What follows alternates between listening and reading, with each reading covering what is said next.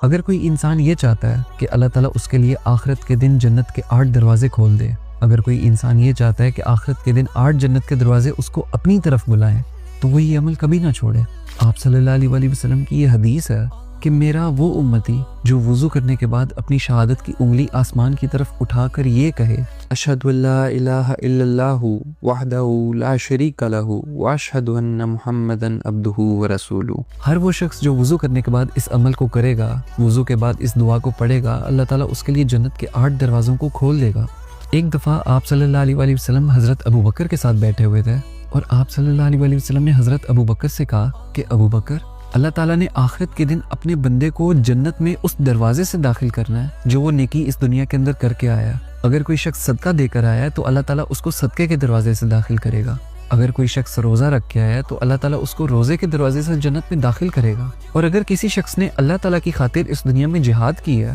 تو اللہ تعالیٰ اس کو جنت میں جہاد کے دروازے سے داخل کرے گا۔ حضرت ابو بکر کہتے ہیں کہ جب میں نے یہ بات سنی تو میں نے آپ صلی اللہ علیہ وآلہ وسلم سے کہا کہ آپ صلی اللہ علیہ وآلہ وسلم، وہ انسان کتنا خوش قسمت ہوگا جس کو آخرت کے دن یہ تمام دروازے اپنی طرف بلائیں گے۔ اور کہتے ہیں میں نے ساتھ ہی یہ پوچھا کہ آپ صلی اللہ علیہ وآلہ وسلم، کیا آخرت کے دن کوئی ایسا شخص بھی ہوگا جس کو یہ تمام جنت کے دروازے اپنی طرف بلا رہے ہوں گے؟ تو آپ صلی اللہ علیہ وآلہ وسلم نے حضرت ابو بکر کے اس سوال پر جواب دیا کہ ابو بکر، ضرور ہوگا، اور مجھے امید ہے کہ وہ شخص تم ہوگے۔ اور ساتھ ہی آپ صلی اللہ علیہ وآلہ وسلم نے کہا کہ میرا وہ امتی بھی ہوگا جس کو آخرت کے دن 8 جنت کے دروازے اپنی طرف بلا رہے ہوں گے، صرف اس لیے کیونکہ وہ وضو کے بعد اشہد ان لا الہ الا اللہ وحدہ لا شریک لہ واشہد ان محمدا عبدہ ورسولہ یہ دعا پڑھا کرتا تھا۔